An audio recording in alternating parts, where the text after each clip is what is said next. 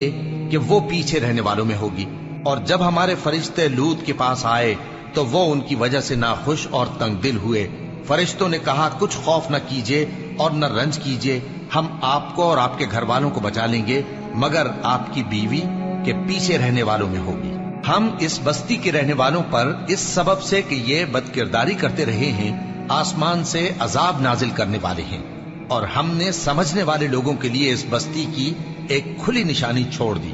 اور مدین کی طرف ان کے بھائی شعیب کو بھیجا تو انہوں نے کہا اے قوم، اللہ کی عبادت کرو اور روز آخر کے آنے کی امید رکھو اور ملک میں فساد نہ مچاؤ، مگر انہوں نے ان کو جھوٹا سمجھا، سو ان کو زلزلے کے عذاب نے آ پکڑا اور وہ اپنے گھروں میں اوندھے پڑے رہ گئے۔ اور عاد اور سمود کو بھی ہم نے ہلاک کر دیا، چنانچہ ان کے ویران گھر تمہاری آنکھوں کے سامنے ہیں، اور شیطان نے ان کے اعمال ان کو آراستہ کر دکھائے اور ان کو سیدھے رستے سے روک دیا، حالانکہ وہ دیکھنے والے لوگ تھے۔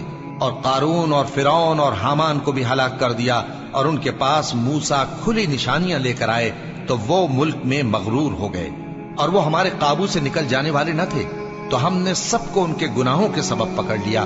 سو ان میں کچھ تو ایسے تھے جن پر ہم نے پتھروں کا مے برسایا، اور کچھ ایسے تھے جن کو چنگھاڑ نے آ پکڑا، اور کچھ ایسے تھے جن کو ہم نے زمین میں دھسا دیا، اور کچھ ایسے تھے جن کو غرق کر دیا۔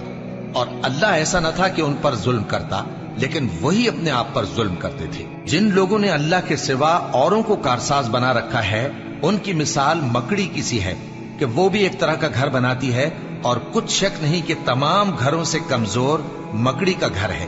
کاش یہ اس بات کو جانتے۔ یہ جس چیز کو اللہ کے سوا پکارتے ہیں، خواہ وہ کچھ ہی ہو، اللہ اسے جانتا ہے، اور وہ غالب ہے، حکمت والا ہے۔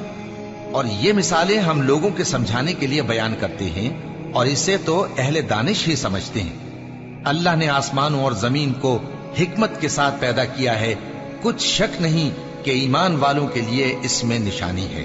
اے نبی، یہ کتاب جو تمہاری طرف وحی کی گئی ہے اس کو پڑھا کرو، اور نماز کے پابند رہو۔ کچھ شک نہیں کہ نماز بے حیائی اور بری باتوں سے روکتی ہے، اور اللہ کا ذکر سب سے بڑا ہے، اور جو کچھ تم کرتے ہو اللہ اسے جانتا ہے۔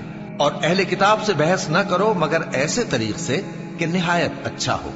ہاں، جو ان میں سے بے انصافی کریں ان کے ساتھ اسی طرح مجادلہ کرو، اور کہہ دو کہ جو کتاب ہم پر اتری اور جو کتابیں تم پر اتری، ہم سب پر ایمان رکھتے ہیں، اور ہمارا اور تمہارا معبود ایک ہی ہے، اور ہم اسی کے فرما بردار ہیں۔